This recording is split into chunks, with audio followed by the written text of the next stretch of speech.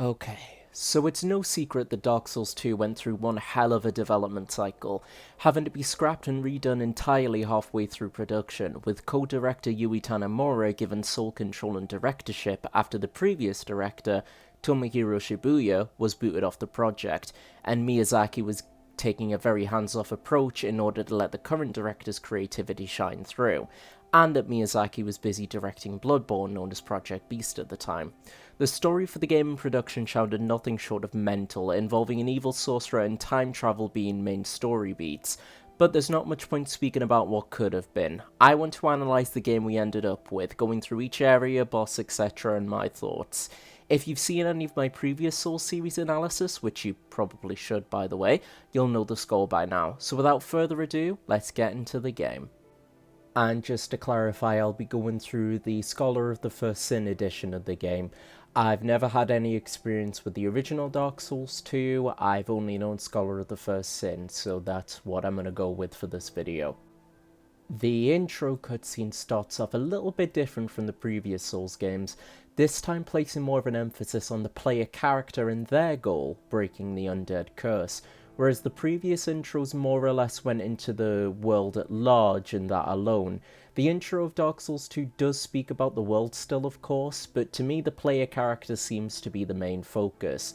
We're dropped off into things betwixt. There's nothing we can really do here for now except proceed into the hut of old firekeepers who bully us for a while before you're able to finally customize your character properly. For this playthrough I chose the Knight class. Unlike Dark Souls 1, there isn't a clear best starting gift in my opinion, but I went with healing wares, which give you some pretty high healing items for this point in the game.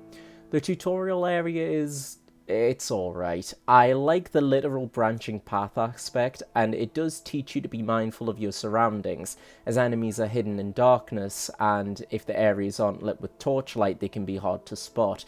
Circling back to the outside in front of the house, you'll be greeted with a troll, a recurring enemy in Dark Souls 2, and I hate their dopey looking ass. They are super annoying to fight with weird hitboxes and grabs, especially for this point in the game. Beating him does get you the stone ring, which reduces enemy poise, a pretty decent reward all things considered.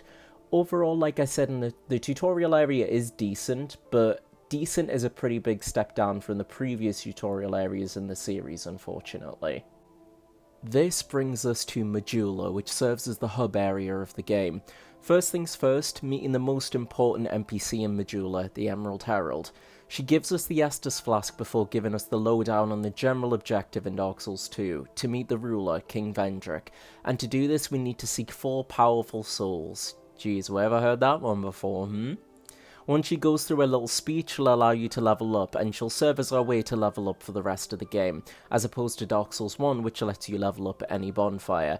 This is a change that I've seen upset a lot of people, but it doesn't personally bother me, seeing as warping from every bonfire is available from the very start of the game, meaning the opportunity to upgrade your stats is never too far away. There are a couple of residents in Majula already, so let's go over them quickly before heading to the first proper area. First, we have our crestfallen warrior, Soldan, and he's the most boring iteration of this Fromsoft trope in my opinion. I suppose you could argue he's more there to introduce the idea of covenants to the player, as the Way of Blue is likely the first covenant the player will stumble across their first time playing, but there isn't much more to him other than this, and being, well, crestfallen. I don't know how to pronounce this. Morlin, the armourer, is next, and they don't do much outside of selling pretty basic armour and weapons. Later on in the game you can purchase some boss exclusive equipment from them, but I didn't find this out until researching much later on into the game. In contrast to nearly everyone so far, there is an NPC I actually really like here. Sweet Shalkor, a cheeky talking cat who knows far more than what they let on. I mean, it's a really sassy talking cat, what's not to like? It'll get busier as we progress through the game, but Majula is a really nice hub area. It looks beautiful, and the music that plays is a really nice, comforting piece. There are a couple of different areas we can progress through, but I'll be starting what's mostly considered to be the intended route, the Forest of Fallen Giants. and it doesn't give the best first impression, sadly. The door into the area takes a while to open. It has to open up all the way for some reason. Seriously, even when it looks like it can be clearly rolled under, you have to wait for the full animation to play out before you can proceed. And if you die before the first bonfire for whatever reason, the door closes and needs to be reopened each and every time, which is a little bit tedious. This particular area really lets you know what to expect going forward. Expect to get ganked by many, many enemies in Dark Souls 2. On one hand, I suppose it's best to hammer in this concept as early as possible so the player knows what to expect, and that using the lock-on liberally rather than overly relying on it will be the way to go in this game. But on the other hand, this can be really frustrating to deal with, especially for first-time players, and putting a bunch of enemies in one area instead of making it actually interesting or challenging to explore through can come across as pretty lazy. By the next bonfire, we come across an old merchant woman. Now, it's super important to buy the key she has, as it'll open up what I consider to be the most valuable blacksmith in the game. Blacksmith Leningrad shop in Majula. Whilst I'm not a fan of this area, there are a couple of interesting NPCs here, Kale not being one of them. The only thing he has of value is giving you the house key, which you'll need back in Majula. Pate, however, is a really interesting character, the closest thing to patches you'll get in this game, and voiced by Peter Serafinowicz, who did the voice for Darth Maul, little fun fact there. Pate will always tell you about the danger up ahead. For example, he'll tell you an ambush awaits you ahead of him and that the gate closes behind you when you step in. He never really seems outright malicious either, almost apologetic that you couldn't do anything when you talk to him afterwards. There's nothing up ahead aside from more groups of hollows and a path that connects with the upcoming boss room to the previous bonfire, so I want to take this chance to talk about my personal biggest issue with this game. ADP. Adaptability. Genuinely the worst stat to ever be put in a Souls game. In all other Souls games, the speed of your dodge roll and by extension your invincibility frames are tied to your weight. Wearing heavy as fuck armor? You're gonna roll real slow. Not wearing a lot of armor or allocated your stats well enough so the armor doesn't matter, you'll get a faster roll. Dark Souls 2 has the weight capacity feature still, but your iframes are mainly tied to the ADP stat, meaning that even if you dodge an attack successfully, there's still a chance you can take damage anyway if the level isn't high enough. I have no idea what the developers were thinking when they included this, it just gives the enemies more chances to cheaply kill you, especially early game. It's also tied to healing, but I'll talk about that later on. The main boss of this area is the Last Giant, and this is a boss that I really like the design and lore of, but gameplay wise he's pretty underwhelming in my opinion. He just kind of flails around until you piss him off enough for him to rip his own arm off and flails some more. Back in Majula, we can put that house key to good use. The abandoned mansion, presumably an old home of Aldia, the brother of King Vendrick, houses a few items, most importantly an Estus Shard flask. The way we get more sips of life juice in this game, as well as the Lord Vessel. It doesn't do anything in this game, but it's a cool little tidbit of environmental storytelling. In contrast to how I feel about the Forest of Fallen Giants, the next area, Heide's Tower of Flame, is an area I really enjoy. For the most part it consists of one-on-one duels with giant knights who, while pack a punch, are relatively easy to avoid and have well telegraphed moves. There are sections where you have to take on multiple of them, but they can be drawn out and taken care of in more manageable numbers. The much more challenging enemies are the smaller Heide Knights. They're very agile and can drain your stamina easily.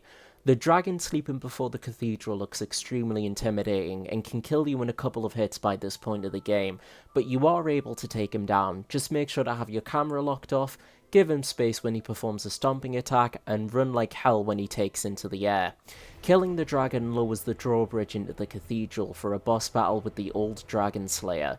Yes, it's Ornstein, or rather what I believe is an Ornstein impersonator, but I personally really like this boss fight. The theme is really good and he does have some new moves to mix things up, as well as using darkness instead of lightning. Admittedly, without smoke to back him up, this fight is a lot easier, but that doesn't stop it from being extremely fun to play through. Circling back the other way, we get to the main boss of this area, the Dragon Rider. And he's not as bad as the Last Giant, granted, but he's no Dragon Slayer either. Just quite a boring boss overall. I mean, he's the Dragon Rider, right? Have him ride the dragon that was literally a 2-minute walk away or something. Jesus. Oh yeah, Dragon Rider Babe. Yeah. Isn't there a boss later where it's just two of them, but one's on a little tower? They come down. They both come down.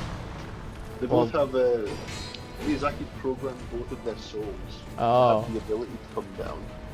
Well, the Sonic heroes taught us what comes up must come down. The next area in the game, No Man's Wharf, is another section I'm quite fond of. It provides the biggest use of the new torch mechanic so far, and it does offer a unique gameplay scenario. Do you go through this area with a torch so you can see what's up ahead, and in return forego using a shield?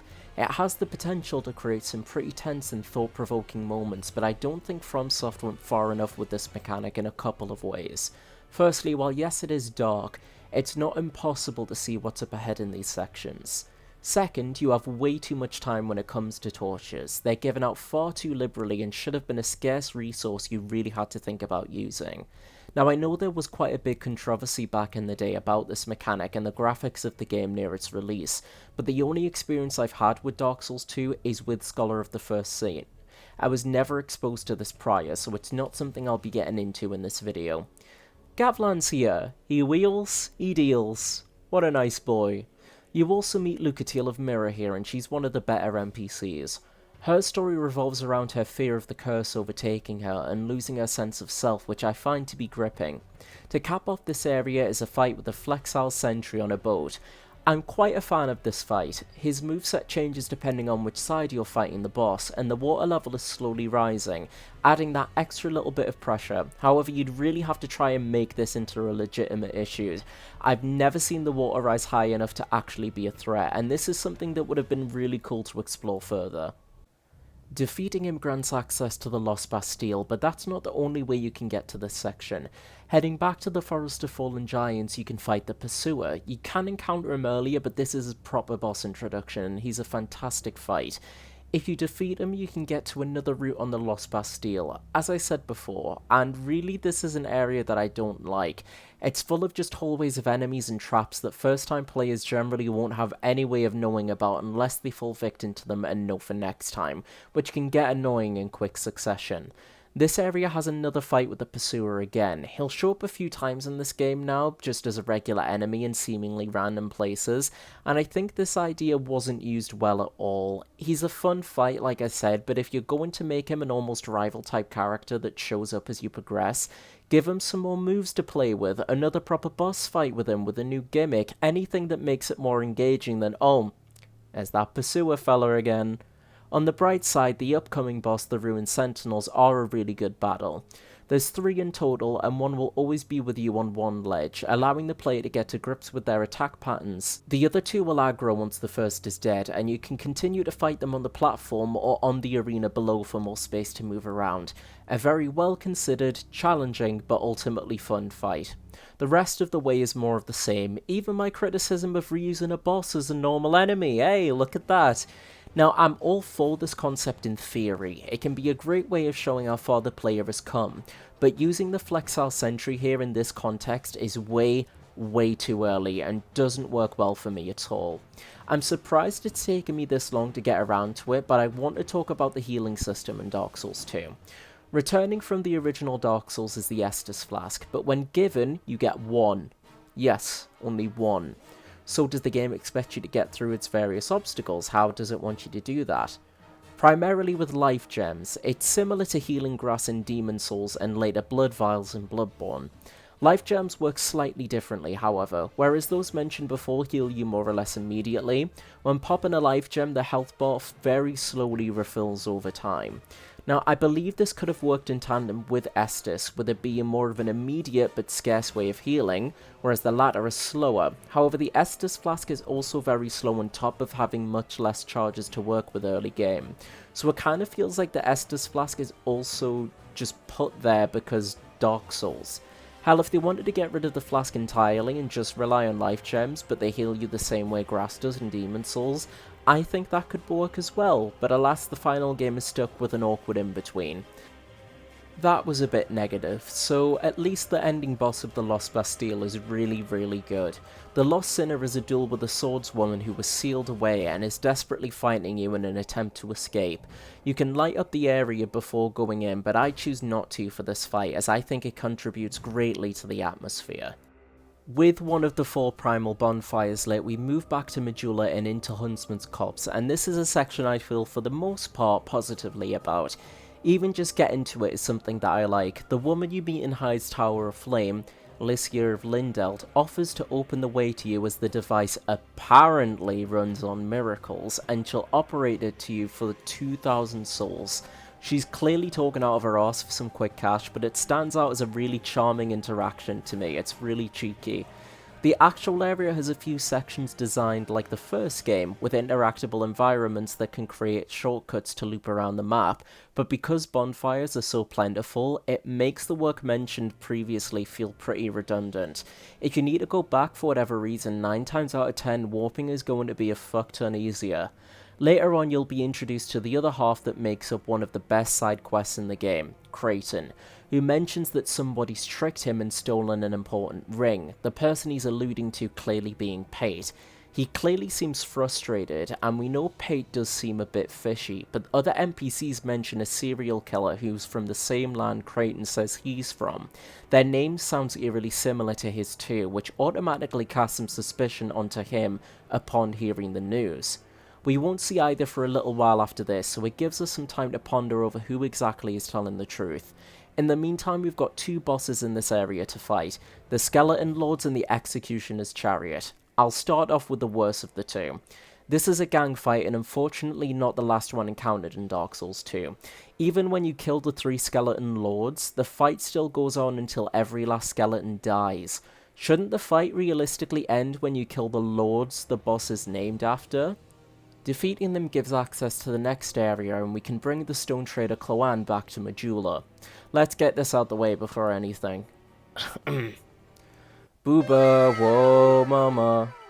As it turns out, she's actually the daughter of the blacksmith.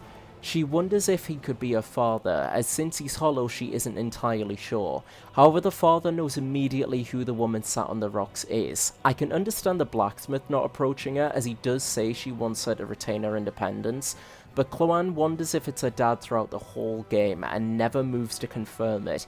It's stupid, it makes the characters feel so much more one-note compared to the more dynamic NPCs of the original game. Taking things a step back before moving on from this area, the Executioner's Chariot is an alright fight. The chariot circles around the area, making the player deal with some normal enemies as they make their way over to a switch to disable the chariot and get into a more traditional battle. The enemies are integrated with this fight much better in my opinion, and the freedom of choice you have to deal with this boss in terms of coping with it moving through the environment and actually fighting it are a nice extra touch too. The obligatory poison section. At least this one does stand out quite a bit visually, being what looks like an abandoned mining facility rather than a poisonous swamp or bog. It's not impossibly difficult to get through or anything, just really tedious. My biggest gripe with this area is the Desert Sorceress enemy, particularly their big fireball move. If you forget one is around or happen to run into one, you're gonna get one-shotted, no doubt, and it doesn't feel nice when it happens. And what's your reward for getting through Harvest Valley? The Covetous Demon. Listen, I'm gonna level with you, this is a shit fight, but I find him really, really funny. So he loved the Queen of this land, who we'll meet in a bit, right? However, she didn't love him back, so he binge ate so much he turned into a giant slug monster. Impeccable lore. Earthen Peak consists of moving further and further up a pillar, and in this level it's okay design-wise, but they just throw so many enemies at you. This is a criticism I have for a few of the areas in Dark Souls 2, and this is something I want to bring up now. So like in previous games, if you die or rest at a bonfire, all the enemies will respawn. However, in Dark Souls 2, after a good amount of times killing enemies, they vanish from the world. On one hand, it does erase the ability to grind your way through challenges, which I like, but on the other hand, I feel like this is why the developers felt so confident in throwing so many enemies at you in exchange for interesting gimmicks or level design. They'll permanently die eventually, ironically giving the player incentive to grind just to get rid of them and brute force your way through the game. A very weird catch-22. The boss, Myth of the Baneful Queen, is also something I feel quite mixed about. I think she in and of herself is a good fight, and I think she looks super unique for a Souls game. However, you know what, I'm just gonna say, how the fuck does burning a metal windmill equal moving poison away from her room? I have no idea how people were supposed to connect the dots here without looking it up. This is just bad. Yeah, not a fan of Iron Keep either, if I'm honest. Visually, I think it's pretty cool, but it instantly makes a pretty shitty first impression. I know it's been talked about to death. I've read somewhere, and I'm paraphrasing hard, that Iron Keep is meant to be beyond the mountain shown previously, and it was meant to show this much more clearly in a level transition, but due to time constraints, this was cut. It's weird, but that's not what makes Iron Keep frustrating to slog past. It's the like 20 Alonne Knights that are way too eager to rush you like it's their first day on the job and they want to make a good impression. The next boss is technically optional, but it's so close to the main path, I'd wager most will just fight it anyways. The Smelter Demon is a pretty good fight, all things considered. He has the gimmick of his fire creating small but constant damage, meaning the use of life gems are pretty much essential to keep your own health in check. An interesting one-off concept for a fight. Coming up as a seemingly pointless bonfire, and the only ways to get out are warping back to the next one next to the Smelter Demon, or going through what I like to call the Gnome Realm. In reality it is a covenant, but I've got no interest in it as it seems to serve very little purpose aside from PvP. The final boss of the Iron Keep is the old Iron King, and I remember having such a tough time not just being warped into the tiny lava pit my first time playing. Even still, he's pretty underwhelming. Honestly, the environment around him is far more dangerous than the king himself. With the second primal bonfire lit and a mysterious door we can access later, I decided to walk back to the Lost Bastille in order to do the optional boss against the Belfry Gargoyles. Before that, we get another run-in with the nasty fucking gnome man from Iron Keep. I like the fact you actually see the gargoyles well before the fight, but the fight itself is pretty boring. It's literally the same boss from Dark Souls 1 except more. It even has the exact same boss theme, which honestly feels really, really lazy. I decided to go back to the tutorial area and light all the torches and use a fragrant branch of yore to unpetrify the hollow blocking one of the last paths. There'll be a few of these petrified statues that you can free throughout the game, as well as a similar item called a Pharaoh's Lockstone, which can do anything from create invisible walls, which still exist in the game, you just push A instead of hitting them like you do with a Lockstone hidden wall for some fucking reason. These had the potential to be implemented well, but it really wasn't in my opinion. It feels so arbitrary, and by extension you won't want to use either until you're 100% sure it's going to be beneficial to you, so you don't run out of these resources. Just not a fan. Lighting all the torches gives you an additional item from the Firekeepers at the start of the game. And although it's not required to do this, you can use one of them to de-level your character and reallocate your stats. The extra area in the tutorial also has a magic gender-swapping coffin. The coffin I really like, but the reallocation of stats I really dislike. I believe in a game like Dark Souls, things that affect gameplay should have permanent consequences. The ability to switch gender on the fly doesn't affect anything in regards to gameplay, so I don't mind it. Back on the main path, the next place to explore is the gutter, and this is a brilliant part of the game. It's one of the few places where for me the use of the torch is required, both to see where you're going and to light torches in order to signify where you've gone up to in case you happen to die. In order to get down there, however, you'll need two things: the cat's ring from Shalcor, which reduces fall damage, and an NPC named fucking Laddersmith Gilligan, who you have to pay a significant amount of souls to make a ladder for you. 12,000 souls for a goddamn ladder. What a bastard. So as I said, the gutter is really fun to traverse. The Black Gulch, however, is beyond fucking annoying. There are a few statues in the gutter that fire poison balls at you, but there aren't too many, so dodging or destroying the statues is reasonable. The same cannot be said for the Black Gulch. That's about 70% of what it consists of. And yes, of course, there are items to ward off the poison, but that doesn't change the fact that overabundance of statues can cause walking through this place to be incredibly frustrating. Before we get to the boss, there's a secret cave that houses a group of giants. I love that this is tucked out the way. I hate how all they did was place a few really hard-hitting enemies here.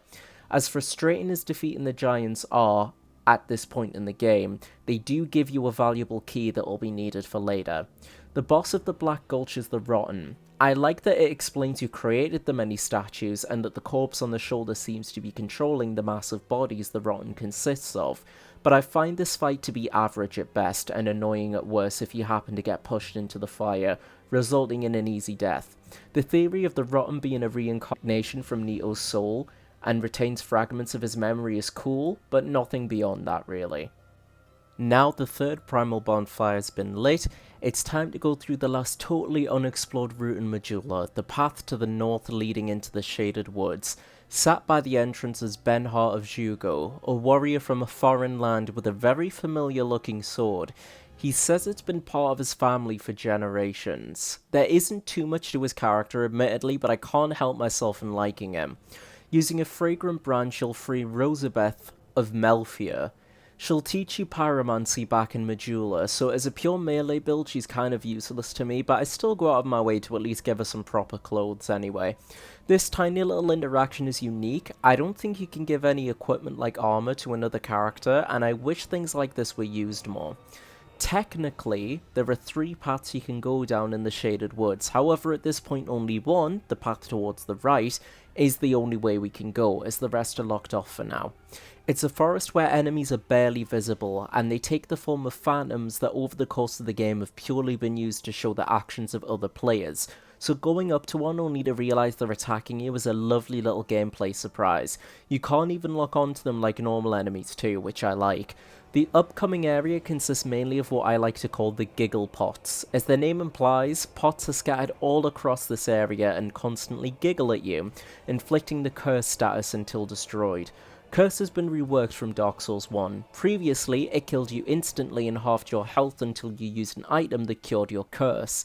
In Dark Souls 2, when afflicted it asks as if you died and punishes you accordingly, incrementally lowering your available health instead of killing you outright. I personally prefer this change, as I felt the original curse punishment was just a bit too harsh for what it was.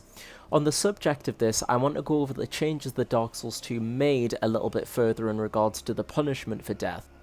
As I touched on, when you die you lose little bits of your available health, and the way to recover said health is to use a human effigy, the closest thing to a humanity in this game.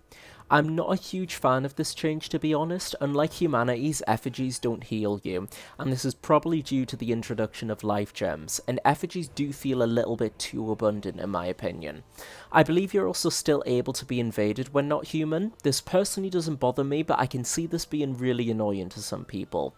Before capping off this area and defeating the boss, I'm going to take a little detour to an optional area, the Grave of Saints. I believe that this is mainly for the use of the Rat Covenant, but looking at this area alone, it's not very interesting. The boss is really uninteresting too. It's a room full of rats, and then a giant rat. I'm the giant rat that makes all of the rules.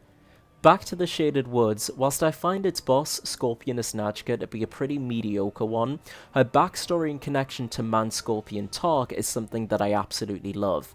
In order to access this little side quest, you need to buy the Ring of Whispers from Shalkor, and he'll tell you about his and Najka's creator, heavily implying that their creator has very similar parallels to, or more than likely, is Seath the Scaleless himself.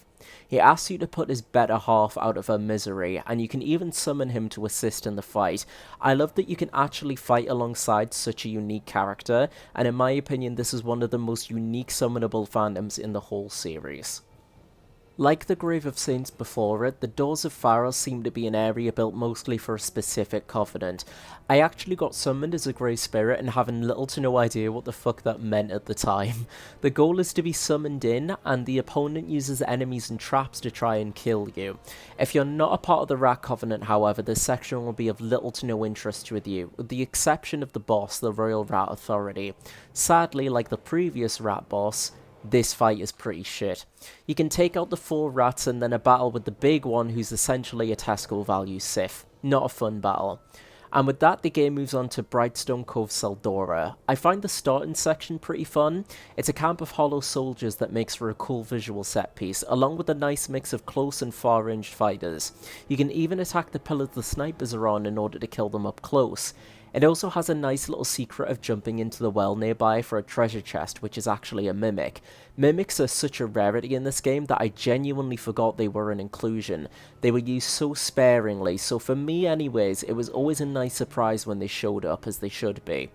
Dark Souls 2 did a fantastic job with this. It's such a shame cannot be said with the Prowling Magus and Congregation.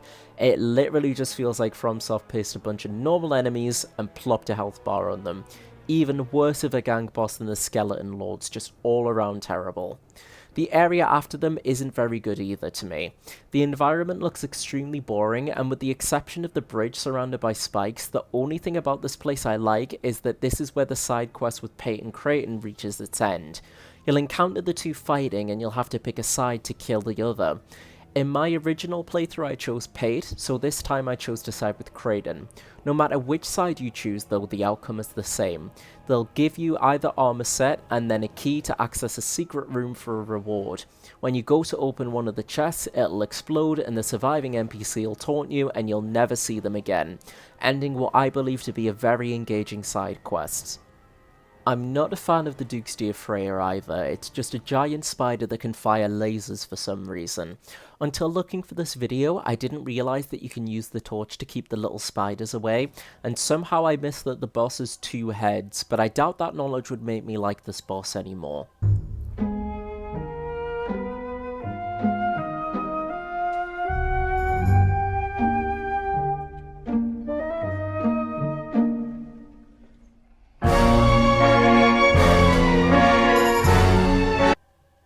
Aldia makes his explosive entrance, brother to King Vendrick and one of the most fascinating characters in the Souls series. He reinforces the goal of meeting with Vendrick before leaving, and with this, the left path in the Shaded Woods becomes open to explore into Drangleic Castle.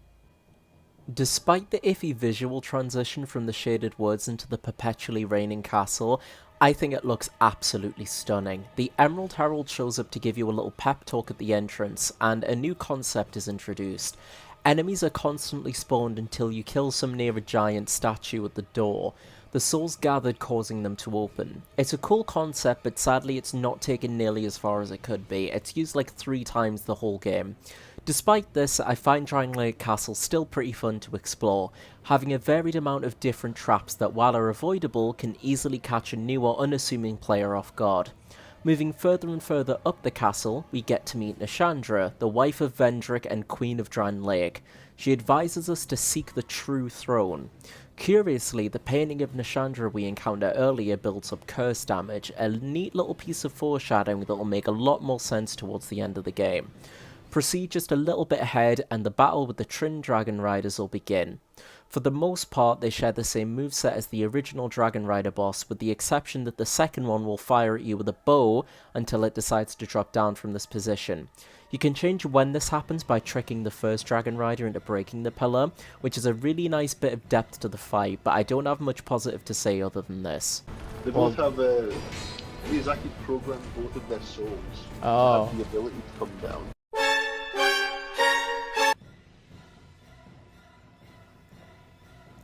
For the most part, my feelings on the rest of Drangleic Castle is more of the same that I mentioned earlier, with the exception of the lead run-up to the boss room. I don't see the point of placing this many enemies here, as it's very easy to simply run past them. On the bright side, the boss is worth the hassle. The Looking Glass Knight is a brilliant fight. The design and the set piece of a one-on-one duel in a rain-soaked arena is beautiful, and his shield is actually a legitimate part of his boss fight. Not only will attacks aimed at the side his shield is on bounce off, as it should, he can use the shield to summon an NPC or a real enemy player to assist in the fight, with a focus on more close-range sword swings with a couple of projectile attacks thrown in for good measure. The Looking Glass Knight makes for a fun, engaging battle. Oh boy, the Shrine of Amana is probably the worst section in all of the main game. It's mainly filled with water, which makes your movement slow to an absolute crawl, and filled to the brim with mages with long-range magic. I guess if you have magic or ranged weapons, this wouldn't be as annoying to get through, and granted it's not impossible to proceed without them, not by any means, but if you choose to go for a purely melee build like I do, prepare for some insanely boring runs. Right at the boss fog door and throughout the Shrine of Amana, you'll encounter a Milfanto. Milfanto. Name aside, I think these are beings created or given power by Nido from Dark Souls 1. Rescuing all of them, however, will give you various rewards, as well as letting you skip the upcoming boss. I would advise not to do this, however, as the boss in question, the Demon of Song, is pretty unique and well worth experiencing. Across the shrine, a woman singing can be heard. This is actually the Demon of Song, luring in unsuspecting undead so it can kill them. You can only damage the demon when its head or arms are visible. Its design and everything around it is creepy as fuck, and I'm a big fan. Before we can get into the Undead Crypt though, Aldia pays us another visit. He starts to ask some very thought-provoking questions. What drives us to beat the undead curse? And alludes to what becomes of himself and his brother. It is now Aldia introduces the concept of the game's title, the First Sin, which I'll get into towards the end of the game. The Undead Crypt is an area I like as well. It's all about picking your battles, so to speak. Swing your weapon recklessly, and you might hit a bell that constantly spawns powerful enemies. It also features some level design circling around, creating shortcuts to move deeper into the crypt that harkens back to the design philosophies of the original Dark Souls. Sadly, the run-up to the boss is the same issue as the Looking Glass Knight, but worse. A hallway with a bunch of enemies plopped together, which is just going to frustrate new players, and experienced ones will just rush past. Luckily, like the Looking Glass Knight before it, Velstalt is a really good fight. His moves hit hard but are slow and well telegraphed, with the exception of this one move where he leaps back suddenly and bonks you with his big mace. But one weird move doesn't stop this fight from being fantastic. With the defeat of Velstalt, the end seems to be near, descending into the chamber of King Vendrick and...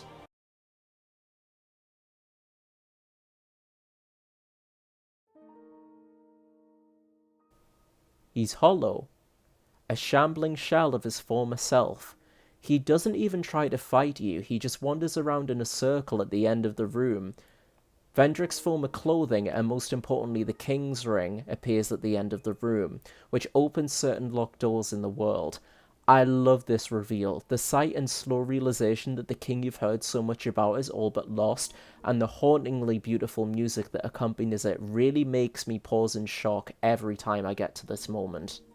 Our next destination is back to the Shaded Woods, the middle path this time in order to access Aldia's Keep.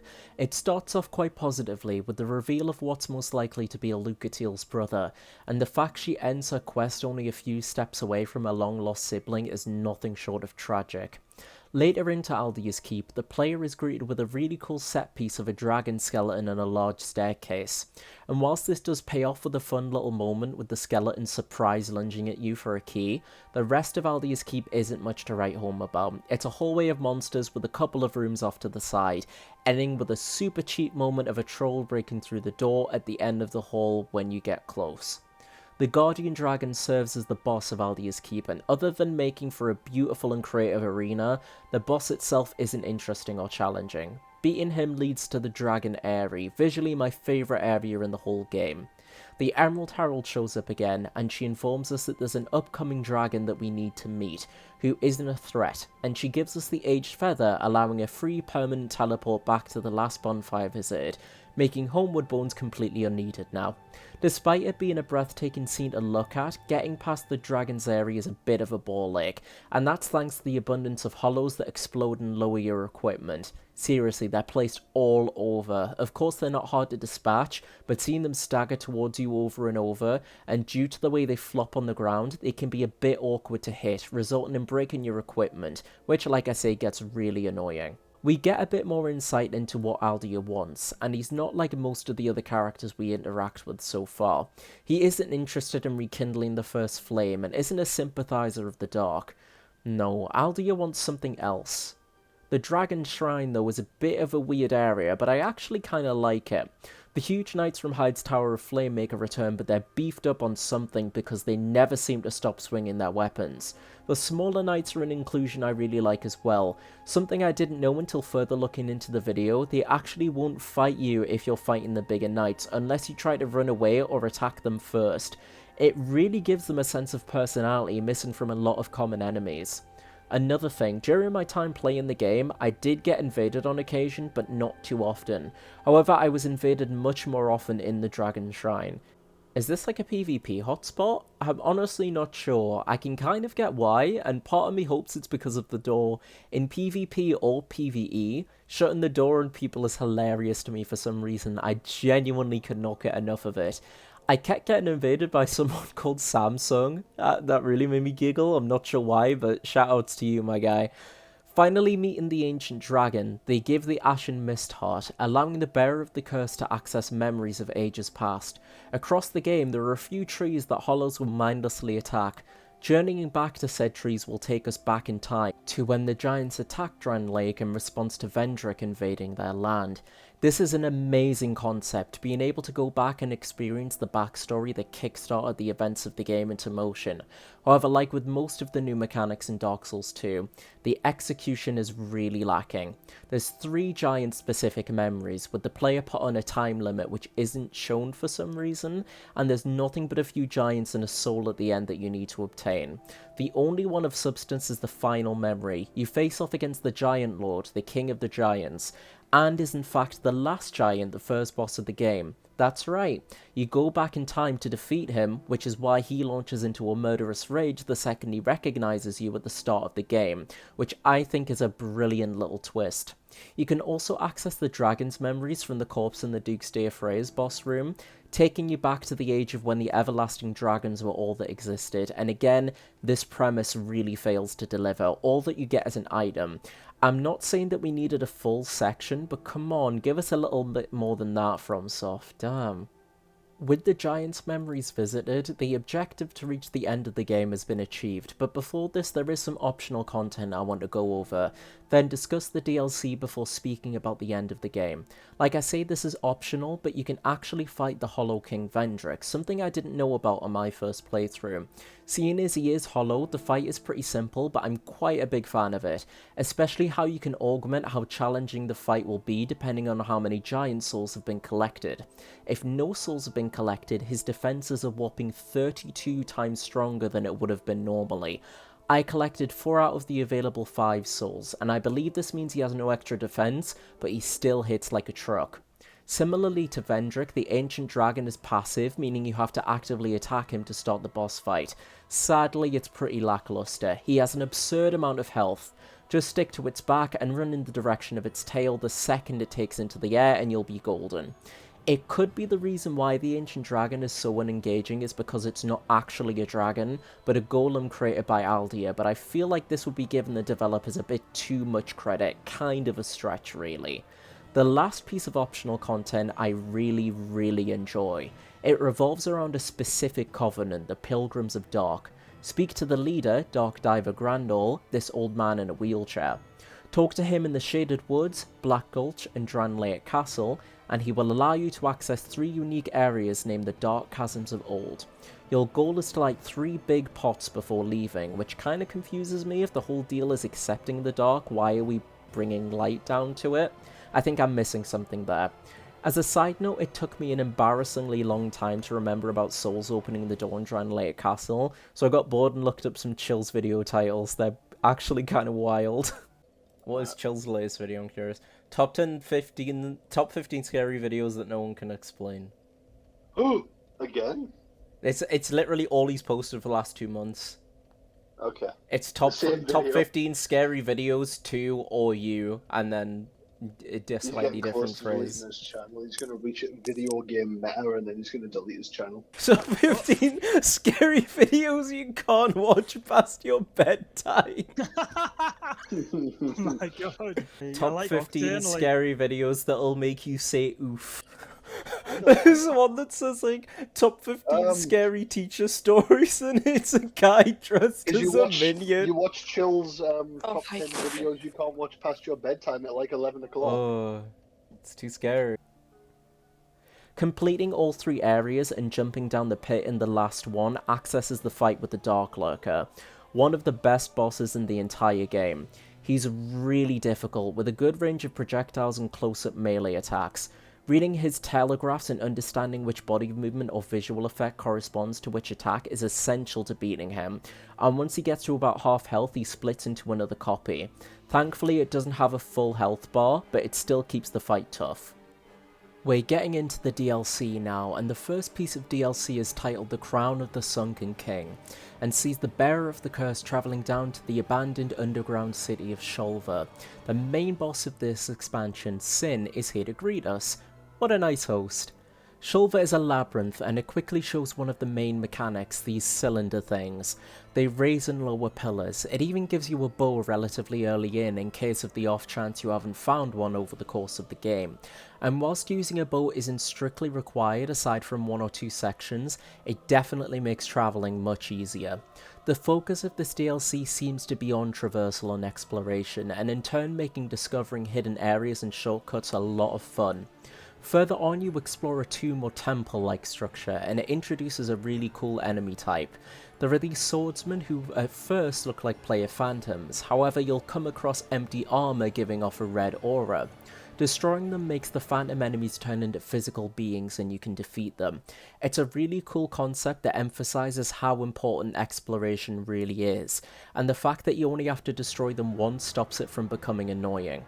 At the bottom of the tomb, we get to the next bonfire by a water section, and the dragon arses from Izalith and Dark Souls 1 make a return for some reason. Exploring some more connects the lift by the first bonfire to the next tomb, which is filled with NPC knights and a lot of dangerous drops. I find the risk-reward factor here to be well placed.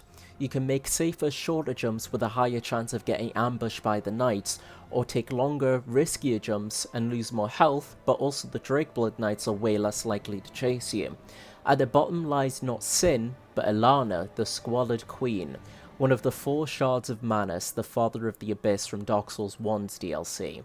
Alonne is a pretty good boss. She uses a wide range of hexes and long-reaching physical swipes, and can summon either 3 skeletons or Velstadt. One of these 2 are obviously way more harder to deal with than the other. Either way, I find this fight to be hard, but fair. But at least you can get a free few hits in before she tells us to rot, which, that's what she gets for being quite rude, to be honest. Defeating her opens up the very funky looking mural, and more or less right away we get to the battle with Sin, the slumbering dragon, whose poisonous body more or less caused Shulver to be abandoned after the aforementioned Drakeblood knights unsuccessfully tried to kill him. As a fight, Sin is a boss that I feel quite mixed on. I overall think the fight is enjoyable, and I love how varied his moveset is and how he seems to change his style depending on if you have summons or not. If you fight Sin alone, he'll generally stick to close-ranged physical swipes, only taken into the skies every now and then. If you have summons, however, it'll be a rare moment if he decides to come down from the air, or even stay still for a goddamn minute. Due to his poison-filled body though, your weapons will break very quickly, and I personally find this to be really tedious. Having Repair Pounder or another decent weapon is a requirement for fighting him. I don't mind the mechanic in and of itself, but I really think it should have been toned down for your equipment breaking way too easily around him specifically. The only other thing of note is the optional area, the Cave of the Dead. All of the DLC content have these gauntlet-style areas that I'm convinced have to be done with co-op, or you have to just run past everything if you're considering doing it solo. The boss at the end of the area isn't worth the hassle. It's 3 NPC enemies that I'm convinced were used in the Dark Chasms of old anyway, which makes this boss extra lazy. It's a case of getting a couple of pot shots in, running like hell, rinse and repeat. Boring. The next piece of DLC, Crown of the Iron King, is another great piece of content. Getting the item needed to access it, however, is a pain in the arse. It's in this pit with all these fire lizards in the Forest of Fallen Giants. Getting down there is an ordeal in and of itself, but dealing with all those nasty, instantly turning towards you lizards is fucking horrible. When you can actually get into the DLC, it very quickly introduces you to one of its main mechanics, the Smelter Wedge. You'll need to use these wedges in order to kill Nadalia, the Bride of Ash, another shard of mana who has split her soul into numerous copies, in order to ensure that no intruders can enter the tower. I'll explain why later, but it's best to use these wedges sparingly whilst exploring. Another main gimmick of this DLC is vertical exploration, using various mechanisms to take you from place to place. At the centre of the Broom Tower, the mechanisms aren't working, so you'll need to travel into a separate tower and retrieve the Scorching Iron Scepter, opening up more areas in the Broom Tower to be travelled through. As a side note, you can actually smack the horse statues that spew fire in order to move them to different places, but I somehow completely forgot about this when playing. Oops. The Iron Passage is the same as the Cave of the Dead that I mentioned before, except this one is way worse because there are spellcasters that if you're a melee build, you have no physical way of hurting, and they slow you down, making the thing they designed the area for hard to do. What?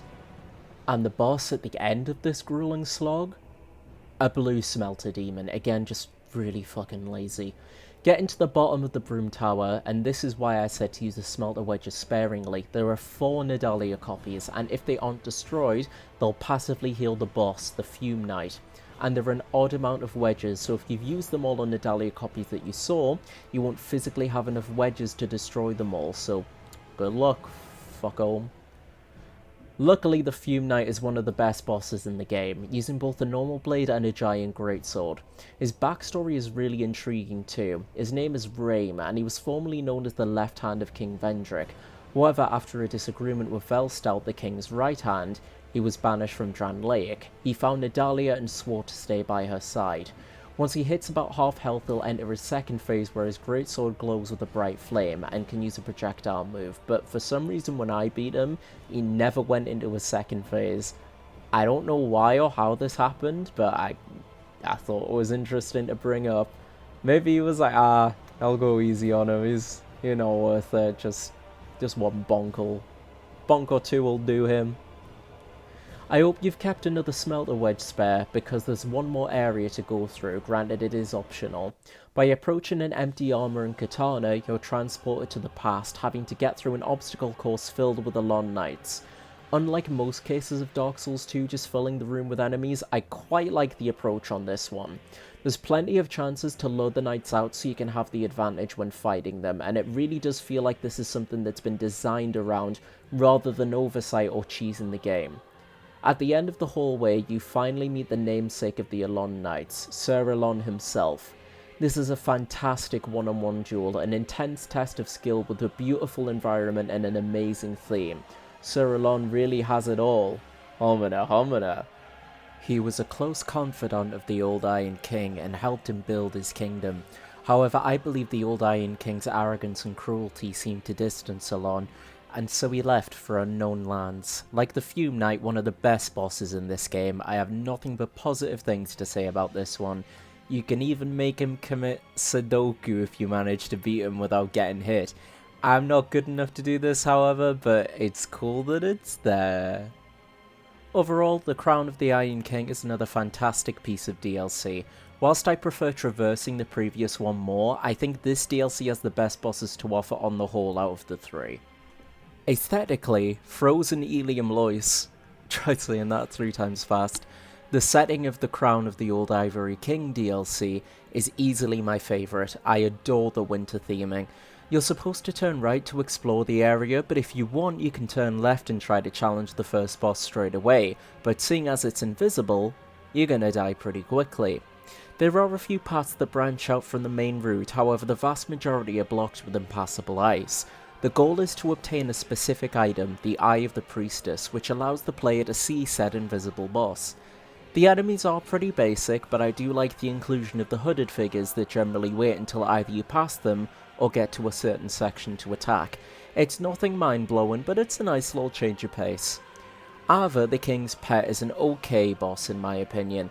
Sadly, it does have the same issue as Sin, where it degrades your equipment really fast. Granted, it does have animation tells, but its movements still feel too random and twitchy for it to be a truly good fight for me. Proceeding into the throne room, Alsana explains that the Ivory King and some of his knights sacrificed themselves to prevent the spread of the old chaos. With the promise we will take out the now corrupted Ivory King, Alsana will melt the ice, allowing us to explore much more of Elium Lois. You can try to take on the boss straight away if you want, but it's wiser to go back and look through the now accessible areas in order to recruit some knights for yourself for the battle ahead. There are a total of 3 knights to find, and these extra sections have a couple of interesting enemies. I like the White Phantom that pretends to be your friend, but they really do like to reuse bosses in this section, with the Covetous Demon and Flexile Sentry both making a return as regular foes.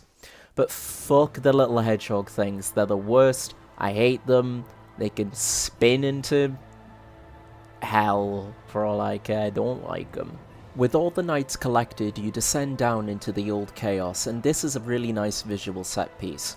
You'll start off battling black versions of the knights you recruited, and eventually the knights will close the various doors, stopping the corrupted knights from spawning before the old Ivory King himself makes his appearance.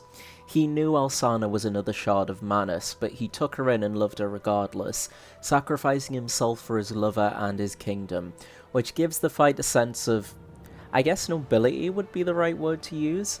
It also helps that the fight itself is a lot of fun. He gains 1 or 2 extra moves in his second phase, but it mostly just increases the range of his attacks. An approach that I quite like, it's really clever. Once defeated, Alsana resolves to stay and contain the chaos in honour of her late king, subverting the idea that all shards of Manus are strictly malicious or power hungry that the previous shards have proven to be so far. I really enjoy the story and the inclusion of the old chaos, as Chaos and Isolith seem to be the odd one out, not really included from the main 4 lords from the original game, with the exception of a couple little cameos here and there, compared to the rest of the 4 lords of Lordran. The Frigid Outskirts is an optional area of this DLC, and just like the previous optional areas, it's absolutely fucking horrid. I love the concept, being stuck in a snowstorm and only being able to progress by making out landmarks in the brief time you get some clear vision, but infinitely spawning reindeers and the fact if you die you have to take the coffin back into the outskirts, forcing you to wait through another loading screen makes travelling through this area beyond infuriating. Why didn't they just put a bonfire right at the entrance? It's beyond me. And what's the reward for getting through this icy hellscape? The tiger boss. Except this time there's 2 of them, and they get buffed when close to death. Again, really fucking lazy, and I'm convinced that this boss is a borderline impossible thing to do on your own. In my opinion, having a summon or 2 to break up aggro is absolutely essential to even have a slim chance of winning this fight. Whilst I do overall like this DLC a lot, I feel like the Crown of the Old Ivory King is the weakest piece of DLC in Dark Souls 2. One thing I do want to know is that it's known that the 3 pieces of DLC were designed purely by Yui Tanemura, whereas for the main game it was co-designed with Tanemura and the previous director, and he kind of had to stitch together what was made so far in the main game. I think this really does prove that Tanemura would make for a fantastic Souls game director if he was given complete creative control, or was able to partner with Miyazaki as directors, and I can't help but wonder what could have been if he'd been given complete directorial control from the start of development. Well, that was quite the detail, wasn't it? We're finally at the end of the game. Warping back to Drangleic Castle, we can finally access the Throne of Want. The Emerald Herald greets us once again and tells us some crucial info. Her name is Shanalot, and that she was created, presumably by Aldia, in order to try and break the undead curse, being unsuccessful. She also reveals Nashandra was after the throne all along, and that she's in hot pursuit of the bearer of the curse. Before we can deal with that though, we have to fight with the Throne Watcher and Throne Defender. This is a pretty mediocre boss. It's like the Tesco value version of Ornstein and Smo. My main complaint is that there's absolutely no way to break up aggro or separate the two, and the arena space is quite limited, meaning there can be some times where you just have to wait for the pair to stop attacking over and over and over until you can get the odd hit or 2 in. Like the Twin Tigers, I believe having a summon to draw attention away from yourself is so valuable for this fight. Shout out to King Wee Wee, the best summon around. His name is King Wee Wee. After beating these 2, Nashandra finally reveals herself in her true form. For some reason she has 2 introduction cutscenes. One for entering the arena just after beating the previous boss, and another one for the first time you re-enter if you die. She's the final shard of Manus, being the smallest and weakest, she desired power over anything else. She met King Vendrick and manipulated him into invading the giant's homeland, and once Vendrick had to deal with the undead curse plaguing Drangleic, he realised her intentions, hence all of the steps the player has had to take to access the Throne of Wand, as he was guarding it from Nishandra. Quite the setup for the Queen of Drangleic, right? It sadly doesn't really pay off. This boss is really mediocre as well. She sets up a few curse balls that constantly inflict curse damage unless destroyed. She has very similar attack patterns to Elena the Squalid Queen from the first DLC, now that I think about it. Except, I don't think Nishandra is as good. She's not a bad boss by any means, but comparing her to the other final bosses in the Souls series, she comes up as pretty weak in my opinion. Now, Nishandra can be your final boss, or, if you've exhausted all his dialogue and killed King Vendrick before challenging Nishandra, the Scholar of the First Sin himself, Aldia, will make his entrance.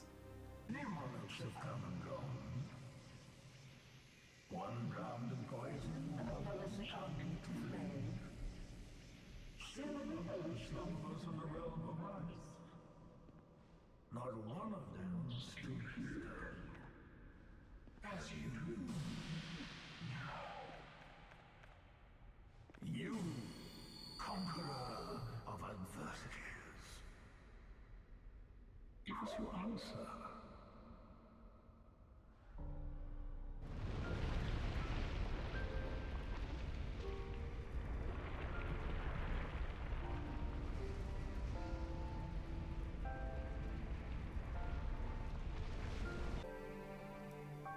He's asked us numerous questions about the nature of the world, humanity, the undead curse and our intentions, and now he wants an answer. This was new for me, as I didn't know that Aldia was able to be fought on my first playthrough. Due to his past experiments, he's now a being who inhabits bonfires. He can't really move on his own, so instead he teleports around the battlefield, flames surrounding him constantly. Meaning that the player can only damage him without being harmed in turn is after a teleport or when he's charging one of his attacks, having to watch above his head constantly in order to recognise which attack he's winding up and avoiding it accordingly. His theme is beautifully haunting, and despite the terrible things Aldi has done, I do feel some sense of pity for him, considering what's become of him and his brother. I alluded to his namesake a long way back in the video, so what is the first sin? Aldia posits it being Gwyn refusing to accept the Age of Dark and linking the fire, perpetuating the seemingly endless cycle the world is suffering through, and the continuation of the undead curse. Again, whilst Aldia isn't my favourite final Fromsoft boss, I do consider him to be better than Nishandra.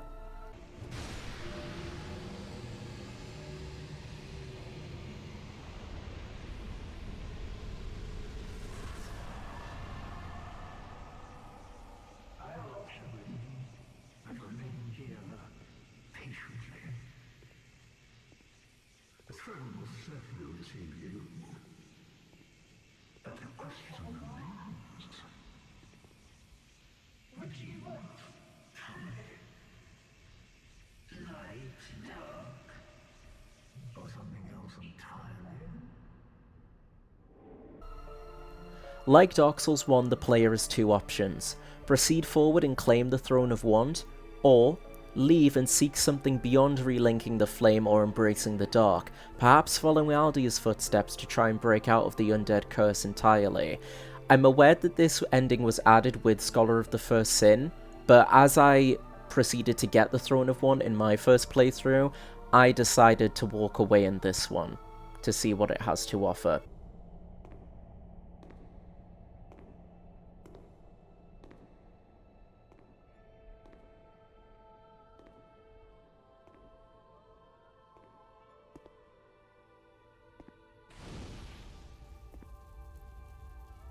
There is no path.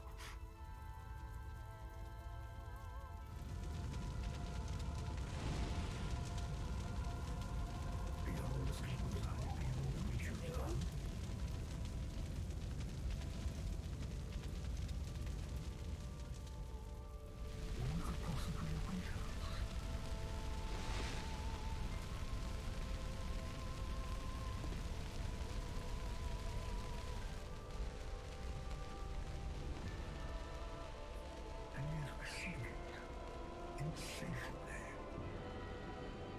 is unfold.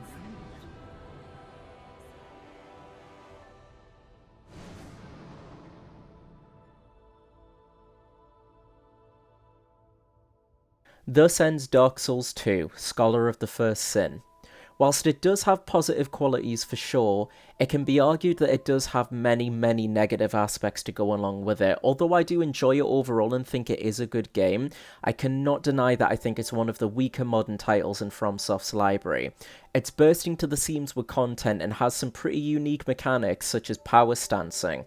The PvP is also probably the most robust in the Souls series. You never come across the same player phantom twice. Like I say, it's bursting to the seams with content. I don't think anyone can disagree with that. But how much of that content is worthwhile or enjoyable to experience? Obviously your mileage will vary with this, but I believe the questionable inclusion of the ADP stat, the focus on having a lot of bosses over well-designed bosses, and the reliance of gang squads over interesting, challenging gameplay scenarios stops Dark Souls 2 from becoming a truly amazing title. And that's the end of the video. This was a long one. This is the longest video I've made so far. Well, it's taken the longest to make anyway. And it's probably the hardest video that I've had to write so far, seeing as my feelings about DS2 are like so conflicted. I do think it's a good game overall, like I say, but it's one of the weaker titles in FromSoft's modern library. I'll be doing the boss rankings for the Dark Souls 2 bosses pretty soon, I think. But I think after this, I'm probably going to take a little bit of a break from FromSoft titles, mainly because I don't have a capture card for Bloodborne. I'm working on that, and with how long this video's taken, I just want a little break from Souls content in general. I might do a Souls series iceberg, because the Demon Souls one seems to have been received quite well. I might do like a Dark Souls one or a Bloodborne one, I don't know yet, or maybe even another Demon Souls one if people want it, or if I find enough points for another one, but who knows, I don't know what I'm going to do next. But either way, thank you so much for watching the video, and please let me know what you think of the video and Dark Souls 2 as a whole. I know it's a very divisive game, so I definitely want to know people's opinions on it, because that's just fun to discuss. But I'll see you guys in the next video. Bye-bye.